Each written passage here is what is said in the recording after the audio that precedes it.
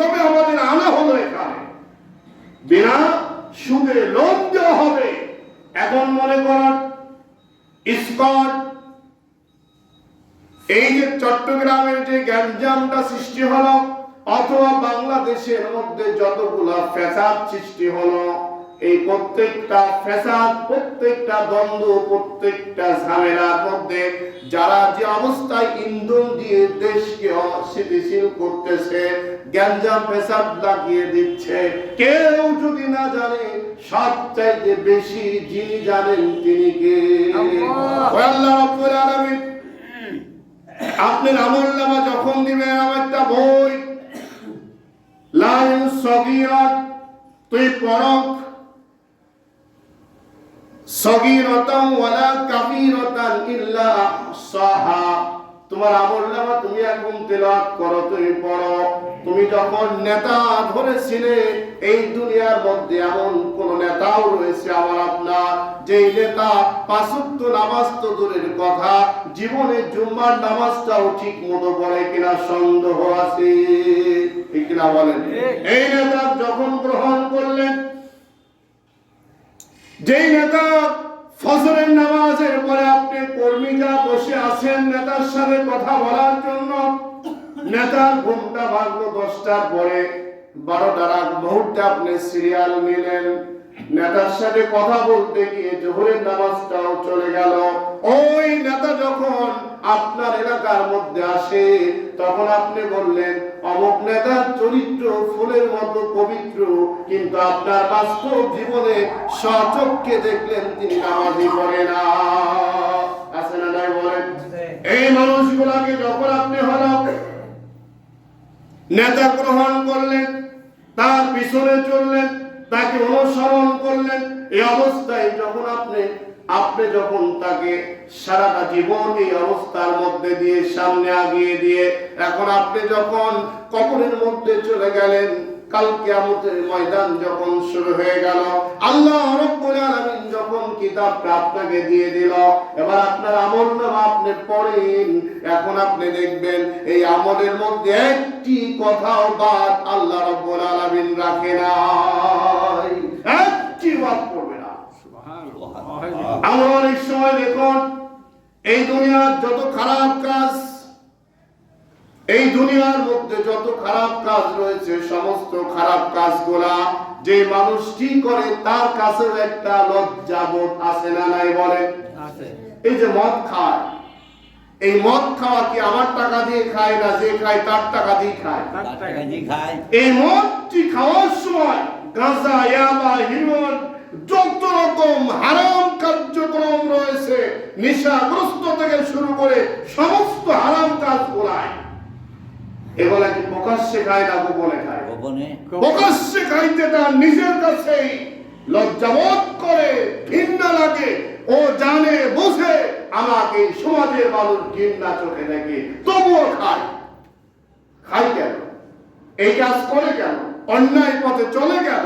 অন্যায় কাজ করে কেন? অন্যায় কাজ করার কারণ হলো আল্লাহ রাব্বুল আলামিন কোরআনে কারীমের মধ্যে বলেন, ইয়া আইয়ুহাল্লাযীনা আমানু ইন্নাকা কাদিউন ইলা রাব্বিকা কাদহান ফামুলাকি। ও দুনিয়ার মানুষ শোনো, এই মানুষটি জানে বোঝে, এরপরে অন্যায় কাজে যায় কেন? অন্যায় কাজ করে কেন? অন্যায় কাজ করার মানে হলো মানুষের যখন মানুষত্ব যখন হারিয়ে ফেলে দেয়, মানুষত্ব যখন হারিয়ে যায়, মানুষের অস্তিত্ব ভিতরে এই লেবাস থাকলেই মানুষ বলে আখ্যায়িত হয় না, ভিতরে একটা ভিন্ন রূপ আল্লাহ রাব্বুল আলামিন দিয়েছেন, যার নাম হলো চরিত্র। এই চরিত্র যখন নষ্ট হয়ে যায়, ওই মানুষটা ভালো মন্দ আর কোনো কিছু দেখতে পারে না, ঠিক না বলেন? এই মানুষটা যখন আর মানুষ থাকে না, এই মানুষটার উপরে আল্লাহ রাব্বুল আলামিন বলেন, ওই মানুষটার উপরে ইবলিস ধারণ করে, ইবলিস বসে পড়ে। যেমনটি যদি আপনাদের মাঝে কারো জিন ধরে থাকে, জিন যে ব্যক্তিকে ধরে ওই ব্যক্তির উপরে জিনটা ভর করে, উনি তখন জিন হয়ে যায় না, ওই ব্যক্তির উপরে জিন ভর করে তার অস্তিত্বকে হরণ করে ফেলে দেয়। ও যা কিছু করে, যা কিছু বলে, যা কিছু করতে চায় সবগুলো করে হলো জিন, কিন্তু অস্তিত্ব হলো তার বন্ধ করে। ওর স্বাধীনতা, ওর অস্তিত্ব বাস্তব রূপ দিতে চায়, কিন্তু এই বাস্তব রূপ দেওয়ার জন্য যখন ভূমিকা রাখে, এটাকে নষ্ট করা যায় কিনা বলেন? যায় না বলেন? নষ্ট করা যায় কেন? আসলে অস্তিত্বহীন। যেমন আগাছা, এই আগাছা কিন্তু একটা নিজের শক্তিতে উনি এত চমৎকার বিস্তার লাভ করে না। আগাছা যখন ওই গাছটা কেটে দেওয়া হয়, আগাছার কোনো শিকড় খুঁজে পাওয়া যায় না, আগাছার কোনো গুণা কিসের থেকে হয় কিছুই খুঁজে পাওয়া যায় না। হঠাৎ করে দেখবেন আগাছা এমন ভাবে বিস্তার লাভ করে ওর অস্তিত্বকে মাটি করে ফেলে দেয়। মানুষকে যখন শয়তান ধরে ফেলে দেয়, সে জানে এটা হলো অপরাধ, অন্যায়। এরপরে আল্লাহ রাব্বুল আলামিন বলতেছেন, শয়তান ধরার কারণে তার নিজের সমস্ত স্বাধীনতাকে অস্তিত্ব বিলীন করে দিয়ে এখন যা কিছু করছে সব শয়তান। দেখুন,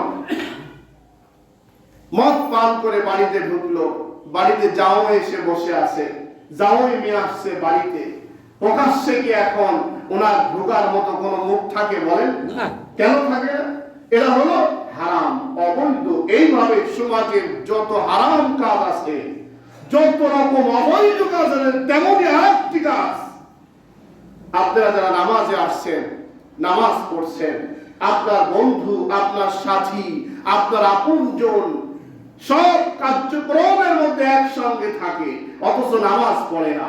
নামাজ যখন পড়ে না, ওই মানুষটি যখন মসজিদের সামনে দিয়ে যায়, নামাজের অর্থ হয়, তখন তার মধ্যে একটা লজ্জাবোধ কাজ করে কিনা বলে?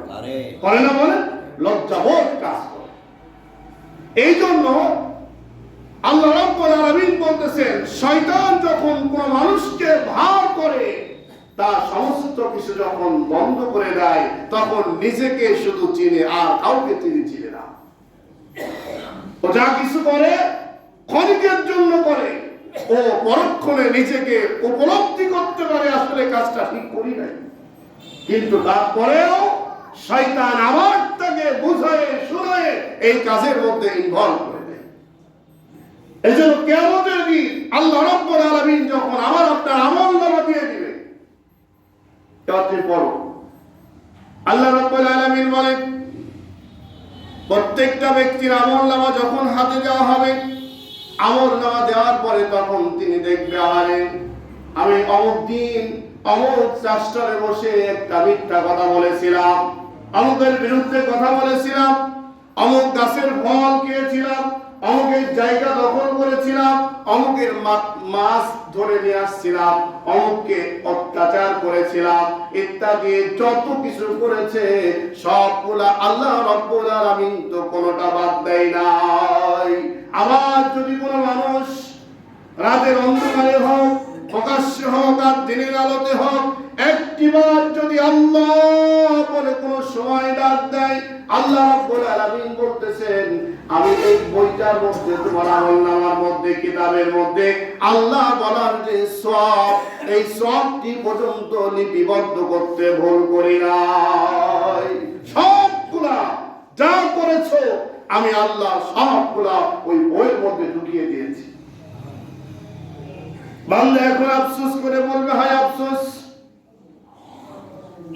আজকের এই দিবসে কি সবগুলা এই জাতির সামনে, মানুষের সামনে প্রকাশ করা হবে নাকি? এখন লজ্জা পেয়ে যাবে, লজ্জা। ওখানে লজ্জা পেয়ে তো কোনো লাভ হবে না, কোনো কাজ হবে না। মানুষগুলা এমন পর্যায়ে চলে গিয়ে বলবে, ইয়াকুলু ইয়া লাইতানি কদ্দামতু লি হায়াতি।